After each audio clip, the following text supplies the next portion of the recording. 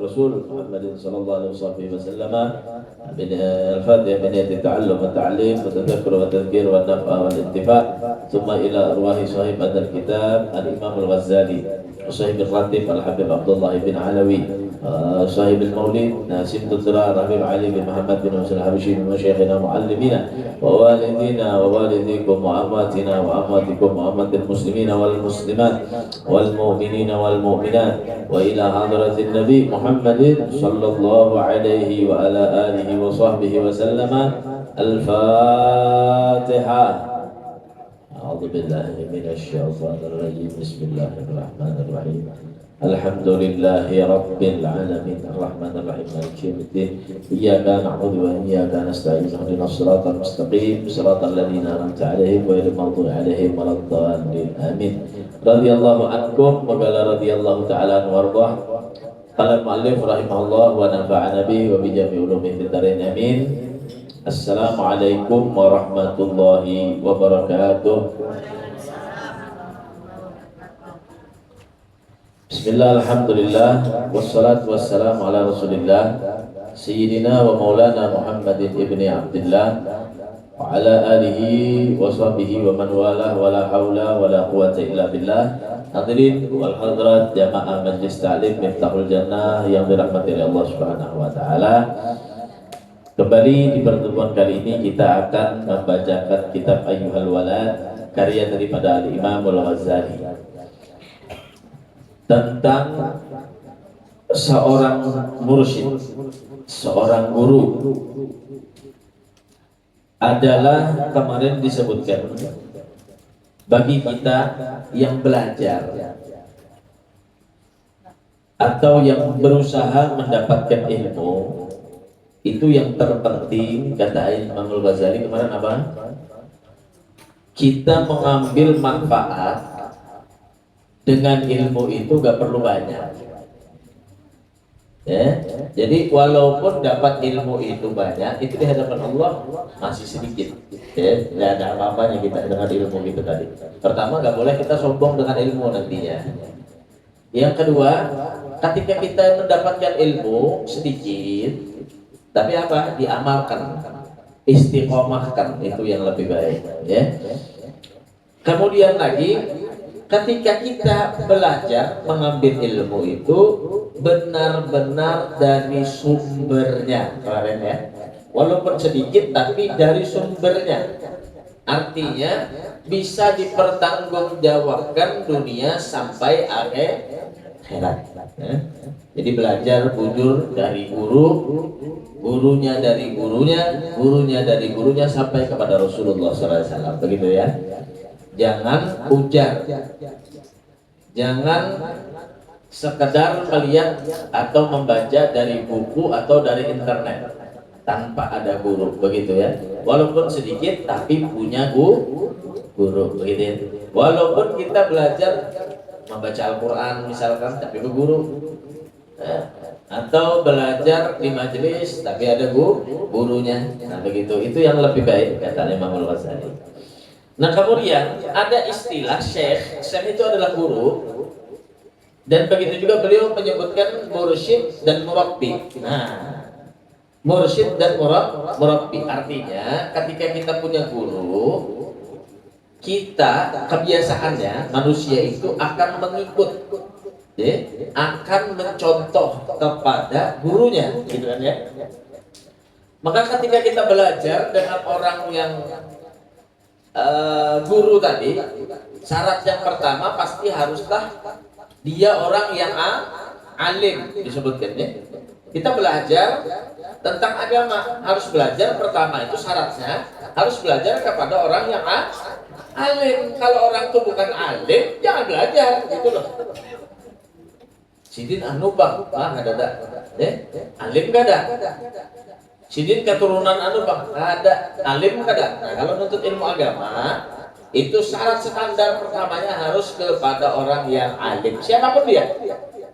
Ya, hendak inya orang Arab kah, hendak inya orang Indonesia kah, hendak keturunan siapakah, syarat menuntut ilmu itu pertama kali seorang gurunya harus alim dulu. Nah, baru kita bisa ngambil intifa, ngambil faedah dengan dia. syaratnya alim.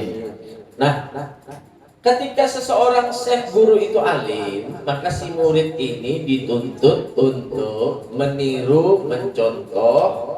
Begitu juga seorang guru memberikan arahan, memberikan contoh, memberikan tarbiyah kepada seorang murid. Maka seorang guru yang hanya melihat muridnya salah tapi tidak menegur, itu tidak dikatakan sebagai mursyid. Guru saja. Kalau bisa melihat atau memperhatikan ada orang yang diajari itu salah, maka dia tegur. Dia perhatikan urusan dunia, urusan akhiratnya. Nah, begitu juga dia berikan arahan, kita begini. Nah, maka itu adalah bukan sekedar guru tapi mursyid. Istilah penyebutannya mursyid. Artinya orang yang memberikan petunjuk sama kita, bukan hanya guru tapi memberikan petunjuk kepada kita, begitu ya. Nah, maka dikatakan wasyartu syekh alladzi yasluh ayyakuna tabi'an li Rasulillah sallallahu alaihi wasallam. Halaman 27 ya, halaman 27. Nah, kalimat dari situ. Wasyartu syekh, dan syarat seorang guru alladzi yasluhu, yang dia tadi itu pantas, cocok, ayyakuna naiban li Rasulillah, dia disebut sebagai pengganti dengan tugas yang telah disampaikan oleh Rasulullah SAW. Nah, jadi Rasulullah itu kan sebagai mursyid, Rasulullah itu sebagai pembimbing petunjuk yang datang dari Allah Subhanahu wa Ta'ala. Disuruh Rasulullah itu mengatur, berdakwah, membimbing, itu tugasnya Rasulullah SAW. Maka tidak ada satupun waktu yang dilewatkan oleh Rasulullah, wala yaqulu wala yaf'alu illa ma'rufan. Rasulullah tidak berkata, Rasulullah tidak bersikap atau berbuat kecuali itu semuanya dalam bentuk kebaikan. Rasulullah contoh. Laqad kana lakum fi Rasulillah uswatun. Allah yang menyebutkan bahwasanya kalian kalau mau nyontoh itu contoh Rasulullah. Mulai dari kita bangun tidur sampai tidur lagi. Mulai aktivitas kita di rumah, makan, nyapu, nyuci, ngerawat anak, mendidik anak, melayani suami, bermuasyarah dengan istri, bermuasyarah dengan anak, bermuasyarah dengan bermuamalah dengan tetangga, bermuamalah dengan kaum muslimin, begitu juga bermuamalah dengan orang yang non muslim. Semuanya diberikan contoh oleh Nabi kita Muhammad SAW. Maka ketika Rasulullah SAW itu sudah meninggal, wa ma Muhammadun illa Rasul qad khalat min qablihi Rasul. Rasul yang telah terdahulu meninggal dunia semuanya. Mulai Nabi Adam, Nabi Nuh, Nabi Soleh, semuanya meninggal dunia. Sampai ke Nabi kita Muhammad SAW, Nabi yang terakhir. Kalau Nabi yang lain, itu Nabinya meninggal, umatnya habis. Gak ada lagi umat Nabi Isa, gak ada umat Nabi Musa, gak ada. Yang tersisa Nabi Muhammad, Nabi terakhir, dan umatnya sampai hari kiamat. Nah, kita sekarang ya. Maka dibutuhkan pembimbing kepada diri kita ini, yang agar terus berjalan dakwah dan apa yang disampaikan oleh Rasulullah SAW itu sampai ke telinga kita. Kenapa? Karena kita susah menerima, susah mempelajari Al-Quran secara utuh, secara benar, secara istiqomah terus-menerus. Susah bagi kita mempelajari hadis satu persatu, apalagi untuk menghafalkannya. Maka kita butuhlah pembimbing, orang-orang yang belajar di dalam ilmu agama, tapi yang sesuai dengan yang diajarkan oleh Nabi kita Muhammad SAW. Ya, begitu ya. Syaratnya yang pertama, naiban li Rasulillah apa? Ayyakuna aliman, bahwasanya dia adalah orang yang alim. Nah, pertama syarat Rasulillah harus alim. Artinya dia mengerti memang ini Al-Quran, ini hadis. Dia mengerti bagaimana sholat itu dengan rukunnya, syaratnya, sunnahnya, yang membatalkannya. Ya. Kemudian dia juga punya kriteria mengetahui dengan kitab-kitab yang Nah, dipelajari daripada orang-orang salihin. Ya, paling tidak dia bisa membaca kitab yang kita ya lah. Mengetahui ilmu pengetahuan tentang agama. Nah, paling tidak dia itu orang alim, itu syarat yang pertama. Walakin la kullu alimin yasluhul khilafah. Nah, akan tetapi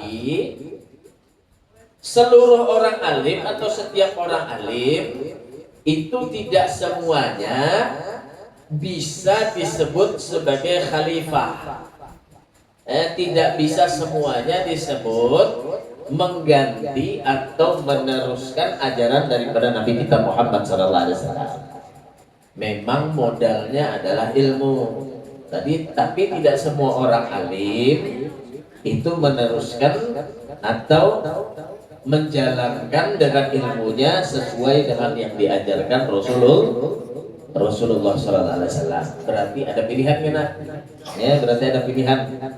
Ada orang alim yang benar-benar mengajari seperti Rasulullah, ada orang alim yang hanya alim saja tapi tidak mengajari sesuai dengan yang diajarkan Rasulullah. Dari sini sudah kita bisa mengetahui bahwasanya orang alim itu tidak semua orang alim.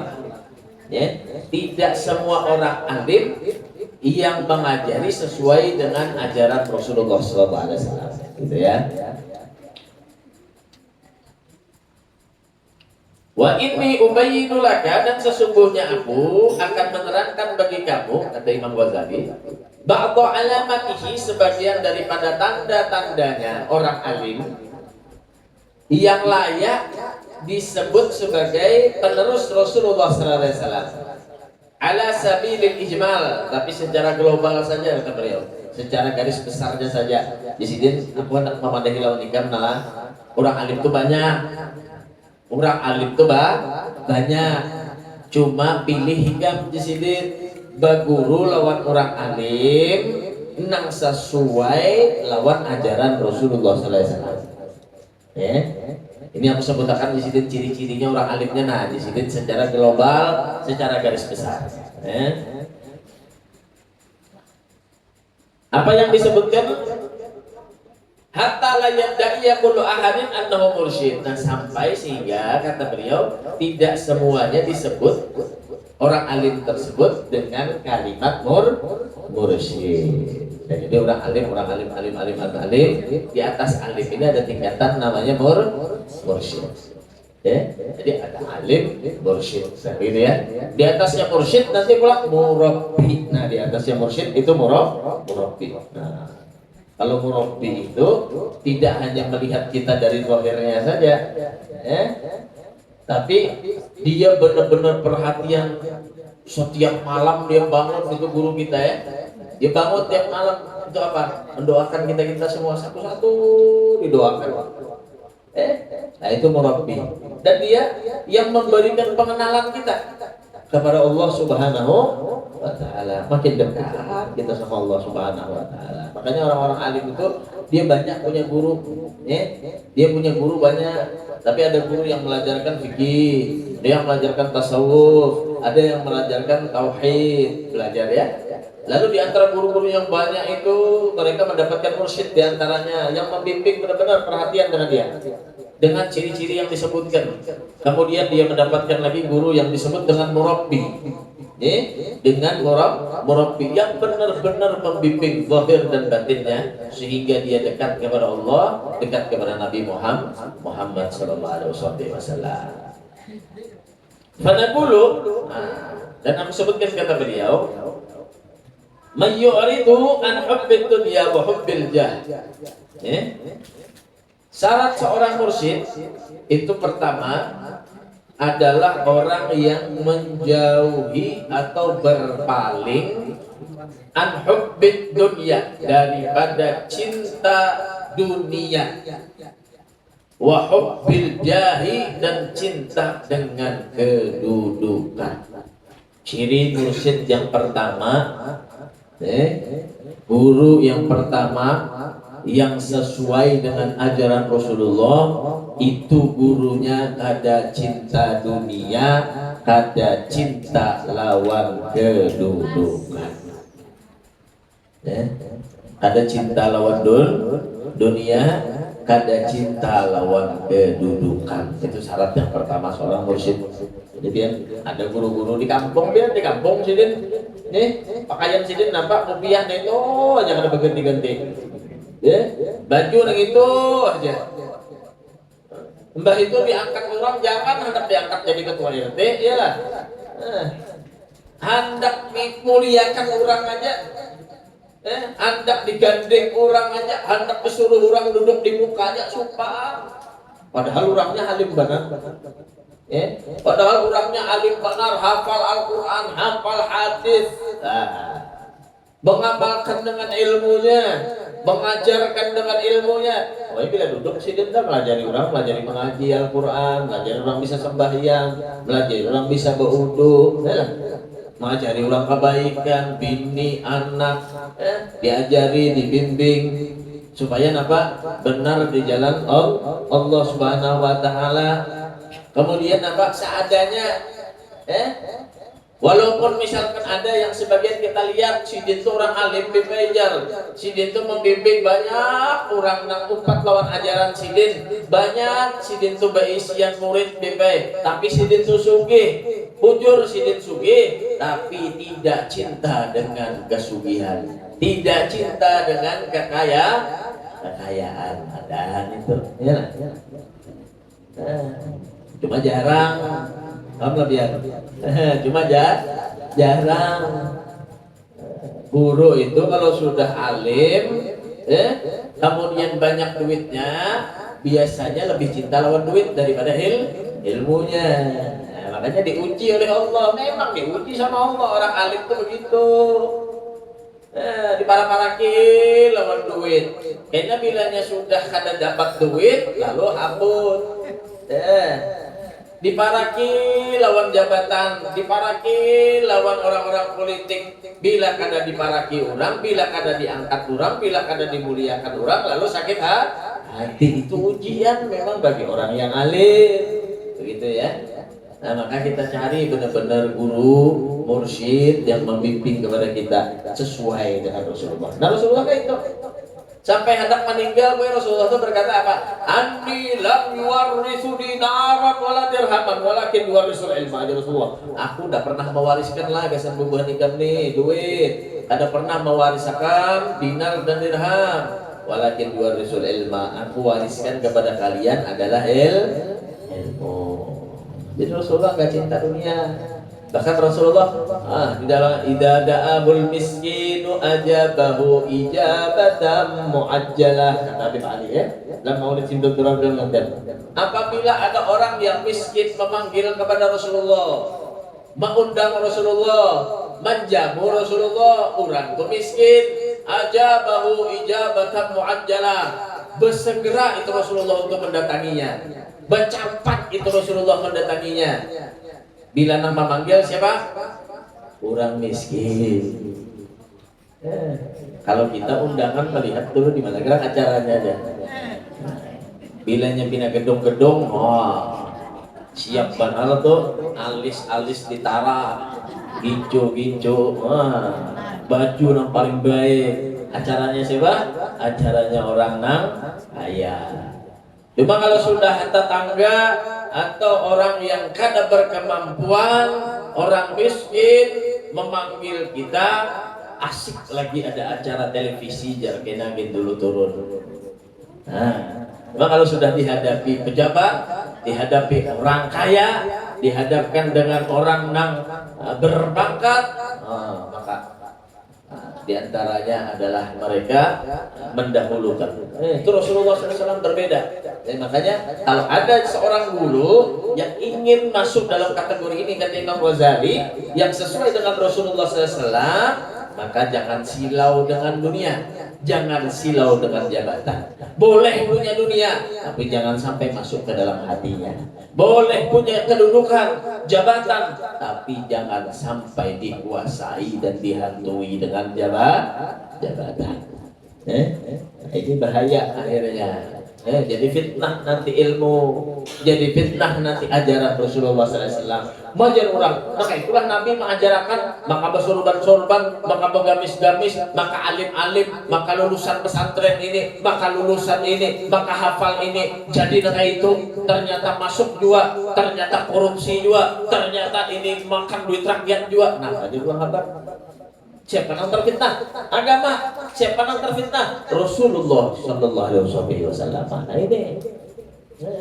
Maka dari itu, cerobohnya umat Rasulullah itu tidak sebanding dengan cerobohnya orang alim di zaman kepada Rasulullah Sallallahu Alaihi Wasallam. Bila orang alim nak ceroboh, banyak mana fitnahnya lebih daripada umat Rasulullah Sallallahu Alaihi Wasallam. Jaga jaga ini orang-orang yang alim. Nah kita memperhatikan, cuma jangan disabati. Ini kadang kita nih pandai menyambat, melihat guru, oh si dia tuh jar politik harus ya ini harus disabati. Pian cari pilih guru bujur-bujur, nang bujur-bujur mengajari nang sesuai dengan diajarkan Rasulullah Sallallahu Alaihi Wasallam. Nah itu ciri yang pertama, harus alim tapi tidak cinta dunia, tidak cinta jabatan. Di Mekah itu ada Sayyid Abu Ya Muhammad bin Alawi Al-Maliki, terkenal beliau itu. Terkenalnya apa? Terkenal berduit. Duitnya jauh kada betakal. Pokoknya nang siapa datang ke situ disanggup sidin kulit. Ada nang jadwal sidin itu, jadwal menampeling gue. Itu suruh sidin bantri kan sidin. Mau tampeling di sidin, tampeling pada sidin duit. Luar biasa, artinya apa? Hendak memberi kisahnya aja sampai kalau di sidin gue ada tampeling di sidin kita. Cuma nak ada berduitnya harap-harap lain lah, kan bapak ini tampeling asal diberi dulu. Artinya banyak duit beliau tadi itu, dia kasih. Orang alim kalau hendak kedudukan aja beliau jangan minta kedudukan, jangan hendak bekerja, suruh diam aja. Abu Yazid Muhammad bin Abdul Malik itu suruh diam. Jangan mengkritik pemerintahan di Saudi, jangan mengkritik dengan ajaran-ajaran mereka, berdiam aja. Hendak dapat kedudukan apa? Hendak jadi imam apa? Akan dikasih oleh mereka. Cuma apa? Ada silau mereka ya. Tetap kayak dia dimusuhi orang gitu. Ini ajaran Rasulullah SAW dia ajarkan dimusuhi orang biar karena berduit tidak apa-apa. Nah ini tetap ini ajaran daripada Rasulullah SAW. Menurut ini tak utang ya. Pun kita kayak ini jangan kena dimusuhi orang, kena ada payu lagi, kena ya, ada diundang lagi. Itu ya, jadi sesuai dengan yang diajarkan Rasulullah SAW. Habib Abdul Qadir bin Ahmad As-Segaf, Jeddah beliau itu. Beliau itu subhanallah ya. Orangnya dia kada banyak bicara, ngajar aja tiap hari. Nah, di antara muridnya Habib Abdul Qadir ini Abu Yazid Muhammad bin Alawi Al-Maliki muridnya. Habib Abdul Qadir ini diantar, dijemput kalau ke masjid naik mobil mewah terus. Padahal beliau seadanya hidup, cuma mobil mewah, sehingga ada orangnya hasut, orang ngiri mengatakan beliau siapa itu orang alim kah itu? Itulah yang dianggap sebagai wali. Kenapa mobilnya hanya terus? Akhirnya kenapa? Mendengar Habib Abdul Qadir. Orang itu mengkritik, seorang syekh juga mengkritik lawan beliau. Kayak itulah sifat orang alim. Jasidin apa? Ambilkan kunci mobilnya itu, ambilkan. Nangis nikam. Subhanallah, habis dijulung sidin 2 hari, mobil sidin bahannya pulang nampak baik pada itu. Nah itu orang alim. Kenapa Allah Subhanahu Wa Taala itu bersabda sama dunia? Dan Allah Subhanahu Wa Taala, wahai dunia, layanilah kepada orang yang dia beribadah kepadaku, taat lawan aku. Bila orang itu Allah Taala taat lawan aku, wahai dunia, layaninya. Tapi jangan Allah Subhanahu Wa Taala, wahai dunia, apabila ada orang yang dia selalu habiskan umurnya, waktunya untukmu, ada tahu hujan kah, panas kah, jauh kah, parah kah, halal kah, haram kah, ambisinya dunia aja, pokoknya dapat dunia. Maka kata Allah, Pak, perbudaklah dia wahai dunia. Jadi budak dunia, tak ada tuntung-tuntung pada habis-habis. sampai ajal 2 hari 3 hari aja lagi para dicabut dunia aja yang ada di tengah ada lagi mikiran tasbih Al-Quran sembahyang yang lain-lain ya.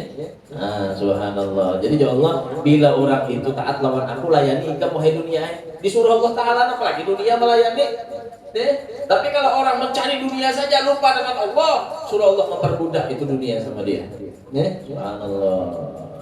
Itu orang-orang solehin mengerti begitu, maka tidak ada dalam hatinya. Jadi harta itu hanya yang sekedar di tangan, sekedar di pakaian, sekedar di sebagai naungan di dalam hidupnya, tapi tidak akan pernah masuk di dalam hatinya. Artinya tidak pernah masuk ke apa? Seandainya hilang, karena apa? Nah, seandainya hilang, karena apa? Karena apa? Nah, ini kan pun hilang menggerutu. Ada Habib Sulaiman dulu alih terus ya. Beliau itu Bu Ai orang soleh, gawian apa? Ngajari orang baca Al-Quran, sembahyang sunnah, sembahyang wajib, kada tinggalan itu aja. Orang bahari ini tapi banyak yang diajarkan baca salawat. Ada orang bertahlil bacakan tahlil, ada orang meninggal bacakan talakin. Di situ apa? Baca Yasin, Tabarak, Waqiah, Fatihah 4. Orang alim, orang soleh, orang yang taat beribadah dengan Allah Subhanahu Wa Taala. Bila ada tamu datang ke rumah dijamu, apa yang ada dikasih lawan tamu, dihargai tamu, dihormati tamu. Orang soleh, ini ciri-cirinya. Suatu ketika masuk ke rumah Sidin Bu, orang itu rancak ke tamu, dijulungi Sidin duit, bila boleh, dimakani Sidin, orang neto. Sekalinya, suatu ketika Habib Sulaiman ini keluar pada rumah.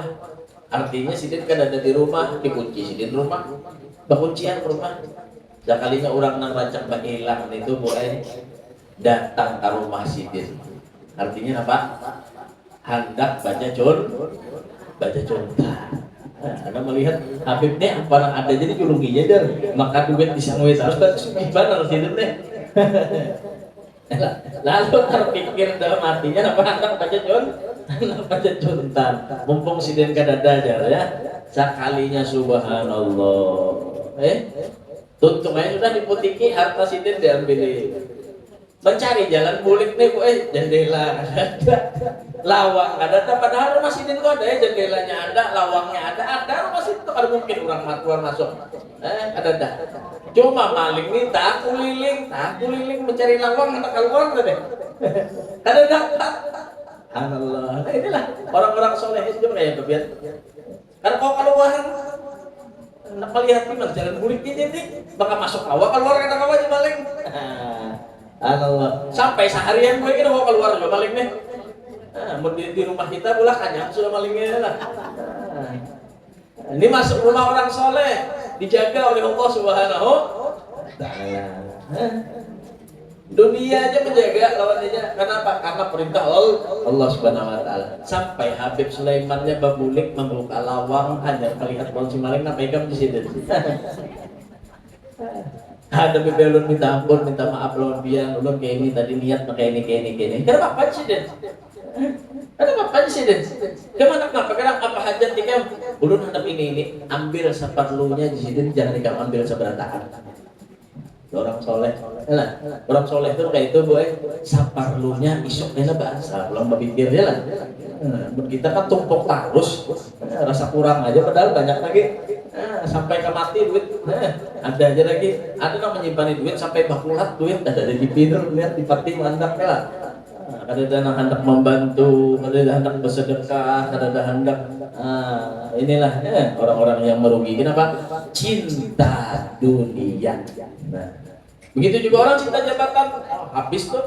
Kayak apa supaya dapat ditukar tadi, ijazahnya ditukar, pencalonannya supaya lolos ditukar. Ibah itu pulang kurang ada memilih, ditukari pulang supaya menang. Macam-macam pulang.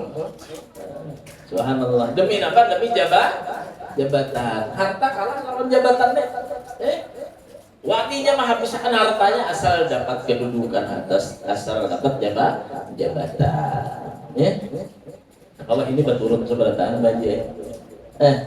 Mulai keagamaannya sampai ke aparatnya sampai kepada pemerintahannya seberataan itu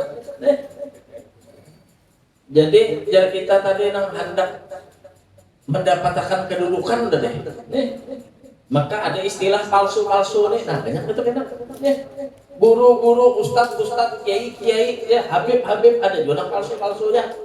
Nah, ya dibabolang sehingga nolak, babaju sehingga gamis sehingga panjangan. Nah, jadi tanyalah kitab sehingga nolak suruh baca ulang kan bisa. Coba penampilannya maka. Makanya kata Habib Abdullah Al-Haddad Sohibul Ratib, di sini banyak orang alim nih. Ada orang alim yang suratan, ada orang alim yang hakikatan. Ada yang sekedar pakaian gambarnya saja orang alim, ada yang benar-benar hakikatnya orang alim. Di sini ya. Maka tergantung manusianya di sini di dalam kitab dakwah utamah tuh. Ilmu ini seberataan baik, maka tergantung yang menerima ilmu. Bila nang menerima kada baik, maka ilmu pun kada jadi baik. Bila nang menerima itu baik, maka ilmunya akan menjadi baik. Di sini contohnya apa semalam disebutkan seperti air hujan yang turun. Apabila yang keluar itu atau yang membuka mulutnya mengambil minum dengan air hujan itu kerang, atau kerang lah ya, kerang yang ada di laut tuh, pantai kerang ini membuka mulut hujan turun. Diendapnya kayu hujan itu oleh kerang, dibawanya ke dasar laut, maka air hujan yang diendap di mulut kerang di dasar laut tadi akan menjadi mutiara. Larang kalau mutiara, kenapa larang? Anda di dasar laut mencarinya. Menjadi apa? Menjadi hal yang bagus, menjadi hal yang mulia, menjadi hal yang mahal. Kenapa? Dimakan oleh mutiara. Ada juga baju hujan turun nang banganga ular. Baju hujan turun nang banganga ular. Diendapnya di dalam perut ular air hujan tadi, maka akan menjadi apa? Menjadi bisa. Nah, diikutnya ular apa dia? Beracun. Nah kayak itu ilmu ini bertahan baik turun. Tergantung yang menerima. Bila menerimanya orang yang baik, maka akan jadi baik.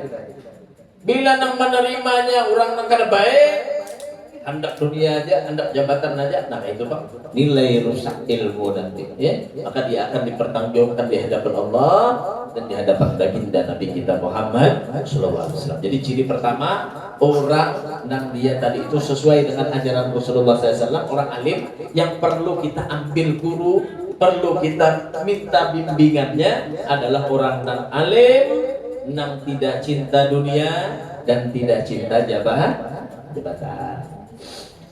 Wa kana qad taba'a li Syekh Basir, ya. Wa kana qad taba'a li Syekh Basirin li shakhsin basirin tasalsalu mutaba'atuhu ila sayyidil mursalin.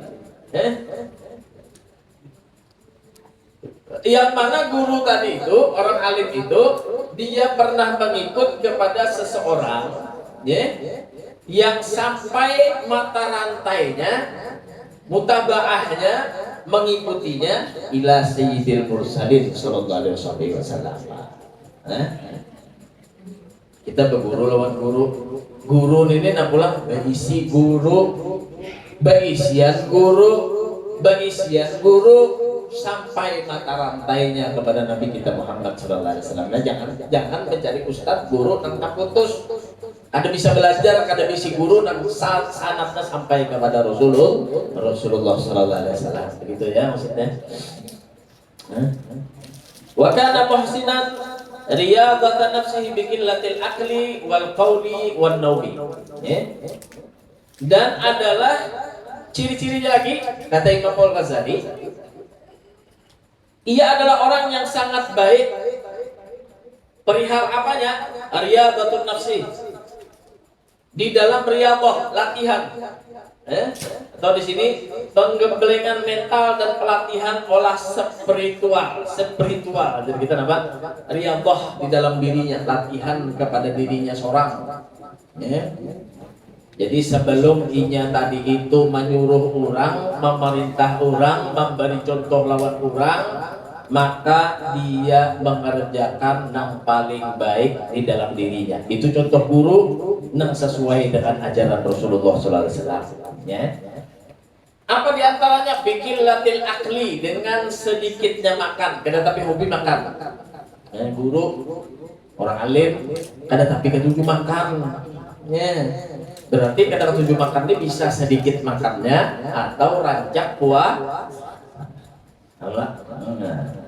Artinya kada nang melulu makan aja, ada melulu makan aja nang dipikirkan.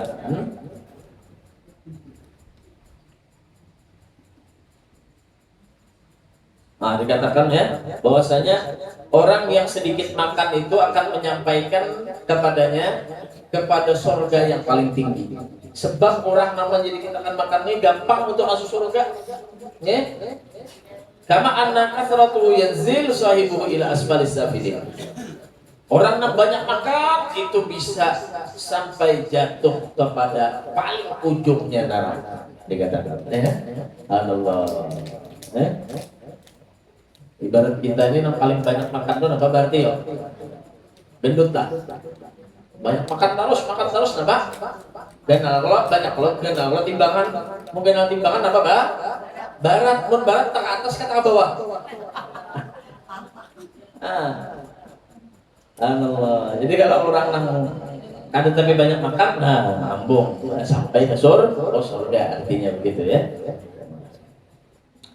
Bahkan dikatakan la taskunul hikmah bi'adatin muli'at tu'aman.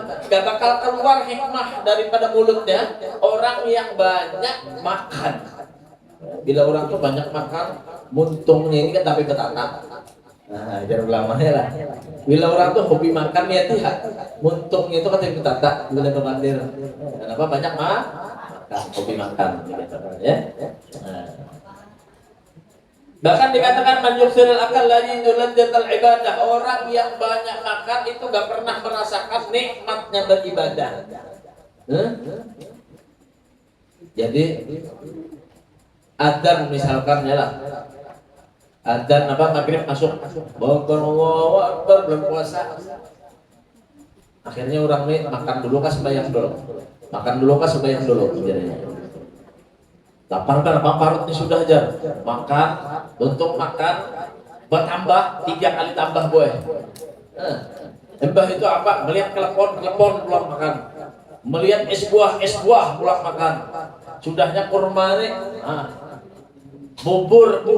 Kena dulu jangan makan nasi, makan bubur dulu. Untuk makan bubur nasi pulang 2-3 piring bertambah. Minumnya es pulang, barokok pulang. Lalu sembahyang maghrib apa lagi? Berat kampung parut sujudnya sekali benar ya lah. Nah kenapa yuk orang yang banyak makan tidak bakal mendapatkan lezat di dalam beribadah. Makanya ya makan seadanya, secukupnya, jangan berlebihan. Bila sudah berlebihan mengantuk aja lagi ya lah. Beniat pang tadi bibejar imbah isa kinalun baca ratib, anak membaca salawat dan mengetik tasbih. Makan ibah maghrib gancang barang sudah. Nah habis isa cari bantal nonton sinetron. Ada jadi ya apa namanya berzikir. Kenapa? Orang yang dia sudah kenyang perutnya malas sudah. Malas untuk beribadah. Gak pernah merasakan nyaman untuk beribadah. Allah. Nah jadi dikurangi makannya kita tadi itu ya. Nah ini ciri-ciri orang alim besi ilmu, maka dikatakan dia akan melatih dirinya untuk apa? Sedikit makan. Wal qauli, dan sedikit ngomong. Orang alim yang sesuai dengan Rasulullah SAW itu kada tapi banyak mandir. Kada tapi ketujuh kisah, kada tapi ketujuh ujar orang banyak apa marotet, pandir, ngerumpi, enggak orang alim, diam aja. Bila pian ramwinya pasti membaca Al-Quran kah, berzikir kah, membaca kitab kah, atau sepaling kada inya berkisah atau berpandai lawan kita sesuatu yang ada bermanfaat. Dan ini ciri orang yang alim sesuai dengan Rasulullah SAW. Artinya dia meninggalkan kalimat-kalimat yang tidak baik. Maka dikatakan ya, innal lisan dari fuad yadullu rijal ala aqli. Lisan seseorang atau perkataan seseorang itu adalah tanda dalil daripada hatinya. Ya dulu rijal ala aqli, menunjukkan kepada orang itu berakal atau tidak, itu dari ucapan dah. Lihat. Bahkan dikatakan oleh Malik bin Dinar, apa kata beliau? Idza ra'aita gasawah fi qalbika wahnan fi badanika wa hirmanan fi rizqika fa'lam annaka takallamta fi ma la ya'nik. Ngaji sidin. Bila ika merasa benalah orang tuh hatinya keras, pengarasan, kada masuk panderan yang baik, kada bisa ditegur dengan teguran agama. Kemudian merasakan capek di dalam badannya, akhirnya tidak bisa bersyukur, tidak bisa bersabar, lemas aja badannya, nggak bisa beribadah, nggak bisa taat, uyuh. Cuma kalau sudah bercatur 2-3 jam kuat. Cuma kalau sudah hendak bersalawat, uyuh, mengantuk, hadir di majelis lapah, sudah duduk, wah, rami benar berkisahan kuat. Nah di sini. Kemudian apa lagi? Wa hirmanan fi rizqika, kada tapi panduitan. Kenapa? Bagawi kada awak pinakoler beribadah. Imbah itu hati pengarasan, kada tapi kawa dipadahi.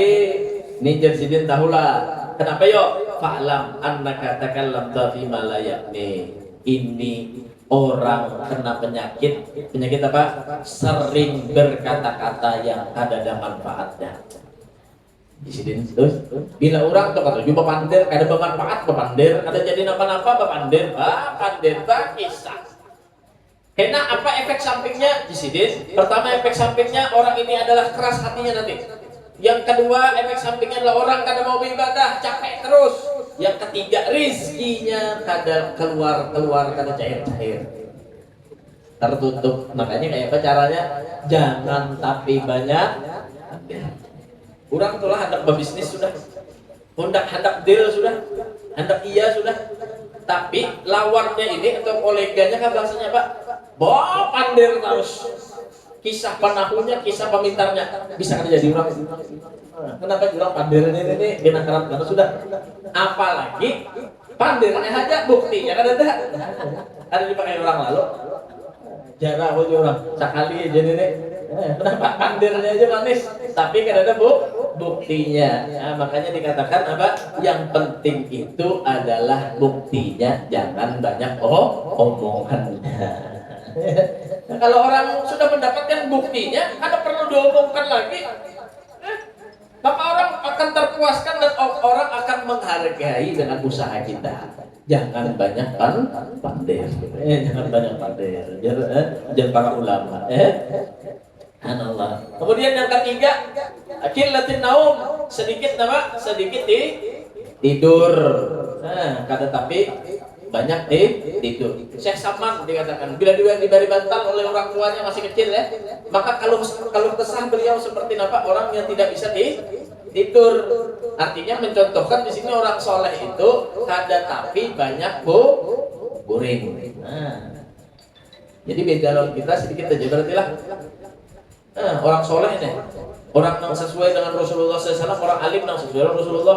Bedanya lawan kita sedikit aja berarti lah. Apa tadi ya? Sedikit makan, sedikit bepandir, sedikit boring. Bedanya lawan kita berarti apa ya? Sedikit, ya lah Bu. Nah, kalau orang alim sedikit makan, kalau kita sedikit makan. Ya, sedikit aja lah bedanya.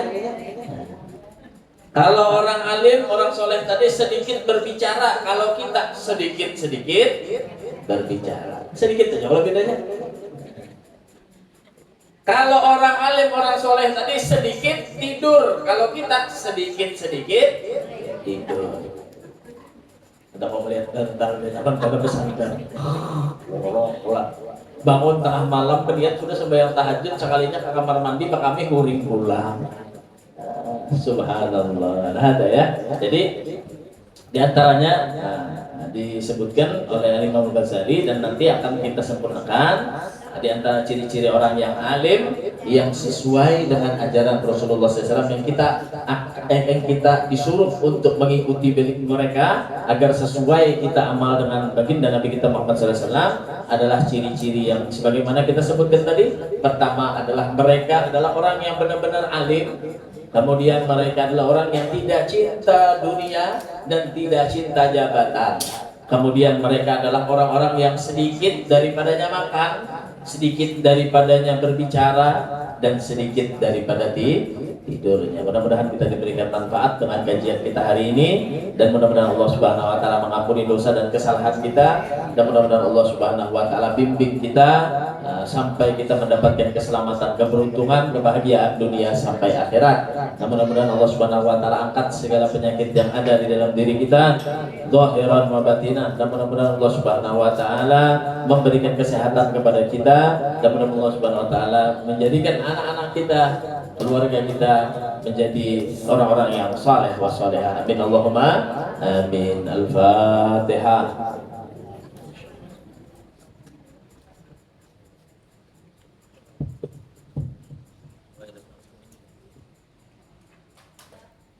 Ada yang dibahas? Silakan, ada yang mau tanya?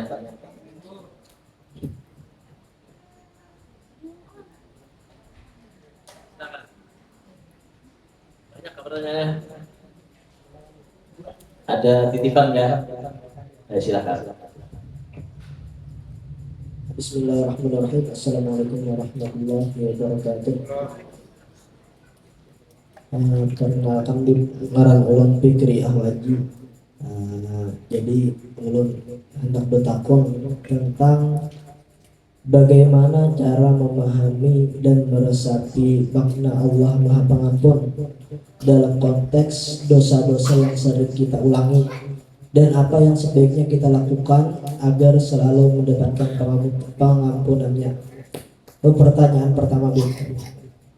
Kemudian pertanyaan kedua, bagaimana juga untuk mengatasi rasa malas dalam beribadah, Bu? Nah, mungkin itu dua pertanyaan. Sekian, terima kasih. Wassalamualaikum warahmatullahi wabarakatuh.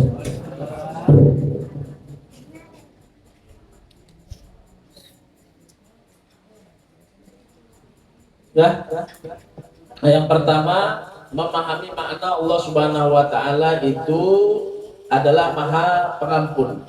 Itu sangat banyak di dalam Al-Qur'an kita dapati ayat-ayat atau potongan-potongan ayat ya. Kalimat yang innallaha ghafurur rahim. Bahkan di dalam kalimat bismillahirrahmanirrahim atau di dalam surat At-Taubah kita baca lengkap semuanya itu Allah Subhanahu wa taala menerangkan atau maknanya daripada Allah Subhanahu wa taala itu betapa banyaknya atau luasnya daripada anugerah dan ampunan dari Allah Subhanahu wa taala. Bahkan ulama mengatakan seandainya kita memiliki daripada dosa sebanyak daripada lautan, lautan. Bahwasanya ampunan Allah itu jauh lebih banyak daripada lautan. Begitu juga Rasulullah SAW juga menyebutkan semacam itu. Misla Jabalil Uhud, misla Jabalin kata Rasulullah SAW. Seperti jabal, seperti gunung yang tinggi. Orang itu punya dosa banyak, benar. Tapi apa? Dia mau beristighfar, mau bertaubat kepada Allah Subhanahu wa taala, maka dosanya akan diampuni oleh Allah Subhanahu wa taala. Akan tetapi kata Sayyidah Aisyah, istighfaruna yahtaju ilal istighfar. Kadang manusia kita ini beristighfar ini membutuhkan kepada diistighfari lagi kadang. Kita istighfar untuk bertobat sama Allah, tapi istighfar kita ini kadang butuh kepada istighfar. Artinya apa? Habis ini istighfar nangis-nangis, esok mau ulangi pulang. Berarti apa? Istighfar kita pun kadang perlu diistighfar. diistighfari gitu beliau artinya apa? Ketulusan yang diharapkan itu ketulusan daripada segala dosa yang kita minta ampun kepada Allah Subhanahu wa taala. Dan seandainya kita pun susah untuk bisa tulus dan kembali jatuh kepada dosa yang sama begitu aja, maka ketika kita tadi itu merasa diri kita tidak mampu, bukan kita mengurangi istighfarnya, justru kita terus meminta ampun kepada Allah Subhanahu wa taala, karena Allah Subhanahu wa taala yang maha pengampun. Justru ditambah. Jadi yang pertama, kalau kita tadi itu jatuh di dalam permasalahan atau dosa yang tetap saja, maka istighfarnya kita ditambah. Bukan kita tadi itu menyerah, tapi istighfarnya ditambah. Jadi harus kita tadi itu. Maka Rasulullah SAW juga, beliau mengucapkan istighfar atau bertaubat kepada Allah Subhanahu wa taala sehari 70, tidak kurang sampai 100. Itu Rasulullah. Bagaimana di surat Al-Fatah disebutkan bahwasanya Rasul SAW, inna fatahna laka fathan mubina liyaghfira lakallah, apa namanya? Diampuni dosanya oleh Allah Subhanahu wa taala kepada Nabi Muhammad, mata qaddama wa mata akhar, apa yang terdahulu, apa yang akan terjadi, semuanya diampuni oleh Rasulullah. Tapi bukan Rasulullah itu tidak beristighfar, tetap kata Rasulullah, saya ini beristighfar kepada Allah. Nah, apalagi kita sudah pasti. Maka dari itu al-insan itu mahalul khata wal isyan, itu sudah wajar. Orang manusia itu adalah orang yang wajar melakukan kesalahan dan dosa. Nah, jangan sampai naik kepada kurang ajar. Kurang ajar apa? Sudah tahu melakukan dosa, tapi tidak mau beristighfar. Sama kita berisi anak. Seorang anak kurang ajar sama orang tuanya, membentak kepada orang tuanya, bahkan memukul kepada orang tuanya. Ini anak apa ya? Anak apa? Anak kurang sudah tahu anaknya kurang ajar. Maka ketika dia tahu kekurang ajaran kepada orang tua, maka dia harus meminta ridhonya, harus meminta maafnya. Nah begitu ya. Nah, ketika gitu dia meninggalkan sholat, tidak melakukan hal yang dilarang sama Allah Subhanahu wa taala. Bukan tambah kita menjauh kepada Allah Subhanahu wa taala, tapi tambah mendekat dengan istighfar, dengan mendekat kepada taubat kepada Allah Subhanahu wa taala. Gitu ya. Kemudian yang kedua, semangat di dalam beribadah. Pertama kemarin kita sebutkan, carilah sesuatu hal yang bisa menambah semangat kita, himmah kita dalam beribadah kepada Allah Subhanahu wa taala. Kenapa? Karena frekuensi kita sebagai makhluk atau manusia ini naik turun.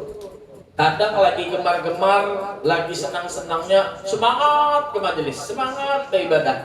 Cuma lagi down, lagi malas, mulai subuh, zuhur, asar, maghrib, isya tinggal semua. Maka gimana? Carilah hal tersebut. Pertama, kemarin disebutkan, berupayanya kita daripada hal yang kita cari setiap hari itu masuk dalam perut kita. Kenapa kata Rasulullah SAW, orang yang makan atau yang tumbuh dari badan tubuhnya dari pada sesuatu yang halal, maka apa? Maka akan beribadah, taat jawarihuhu sya'am aba, kata Rasulullah. Maka akan taat itu anggota tubuhnya, mau tidak mau dia akan membawa tubuh ini untuk taat kepada Allah Subhanahu wa taala. Tapi kalau orang yang masuk daripada sesuatu yang haram, maka akan menarik kepada dirinya untuk melakukan kemaksiatan. Jaga makanan pertama. Yang kedua adalah ketika kita ingin mendapatkan bahagia, nyaman, semangat dalam ibadah. Yang kedua adalah kita memperbanyak riyadhah, memperbanyak latihan. Memperbanyak latihan dan memperbaiki pergaulan, begitu. Biar pian penyembah yang boleh, tapi kan tujuh berkumpul orang yang senang merumpi. Paham ya? Perbaiki pergaulan, begitu. Makanya ketika kita turun di majelis, Ketika kita tadi itu turun ke masjid, ke musola atau di tempat yang baik, nah itu akan membuat kita bersemangat untuk beribadah. Paham ya? Nah, yang kedua, pergaulan diperbaiki, ya, pergaulan atau perkumpulan kita diperbaiki, kemudian berbanyak riyadhah, latihan dengan istiqomah, walau sedikit. Ya, perbanyak riyadhah, latihan dengan istiqomah, walaupun sedikit. Itu yang akan membuat kita terus bersemangat nantinya. Paham ya? Yang tahu siapa ya orang kayak itu ya? Guru lah, ada. Nang tahu tuh biar masing-masing. Habib Abdullah Al-Haddad ini mengarangkan rotib lawan kita dari, ya. Kira-kira Bu, kalau subhanallah walhamdulillah wa la ilaha illallah wallahu akbar itu dalam rotib sidin tadi dibaca berapa kali? 3 kali. Kira-kira mana afdalnya dibaca 3 kali? 1000 kali. Kira-kira ada yang membaca 1000 lawan baca 3 mana yang afdal? 1000. Kenapa? Banyak. Cuma kalau yang ditulis Habib Abdullah ini baca 1000, ini baca 1000, ini baca 1000, 3 tahun parahnya. Kebanyakan baca lagi ya. Makanya diulah sidin 3. Kenapa? Sidin tahu lawan kita ini agar terus semangat membaca. Nih tuh kan 3 itu Binaulun lihat banyak nama ngantuk aja membaca. Artinya ya, memperbanyak riyadhah, latihan non diri kita walaupun dengan hal yang kecil. Sembahyang duha mulai 2 rakaat, tapi jangan ditinggalkan. Sembahyang isyraq mulai 2 rakaat, jangan ditinggalkan, gitu ya. Membaca Fatihah 4 habis maghrib, cuma jangan ditinggalkan. Membaca surat Al-Waqiah habis asar, cuma jangan ditinggalkan. Sedikit-sedikit saja, gadaman ala gadabin, setapak demi setapak, ya. Tapi bijiddin aujai, ya. Tapi semangat, tapi benar-benar, tapi sungguh-sungguh. Caranya Abdullah Al-Haddad kemarin apa? Bila ketinggalan dikodok. Nah, yang sudah tahu. Urut BP tiap hari baca Yasin ya. Tabarukan waktu itu berangkat ke Matapura karena baca Yasin, isuk 2 kali baca. Bila ketinggalan 2 hari 3 hari double harus tuh. Nah itu nama ulah kita istiqomah, maulah semangat. Dan jangan lupa diantaranya juga yang maulah semangat itu adalah hubungan kedekatan kita kepada Nabi kita Muhammad SAW. Baca salawat ya, baca salawat. Jangan awas hari itu ya masing-masing edian lagi 600, 200 itu menambahi semangat kita. Kenapa? Rasulullah SAW itu membantu kepada kita. Memang disuruh sama Allah Subhanahu Wa Taala. Orang yang punya dosa sama Rasulullah diampuni dosanya berkat Rasulullah. Orang yang malas beribadah berkat Rasulullah gampang beribadah. Jaga hubungan dengan Nabi kita Muhammad SAW. Mudah-mudahan bermanfaat. Amin Allahumma. Plus, lihat lagi. Hadiah